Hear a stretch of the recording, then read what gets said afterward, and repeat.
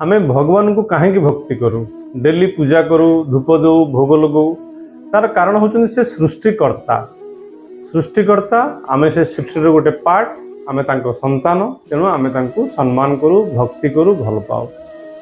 तो प्रकृत में आम सृष्टिकर्ता किए आमे कौन कहीं के भगवान को स्वरूप देखी देखिना आम सृष्टिकर्ता होचंती आमको जे सृष्टि करचंती बा ये पृथ्वी के आनीचंती सी होचंती हमर प्रथमे पिता और माता। प्रकृत में आमर भगवान होचंती आम पिता और माता।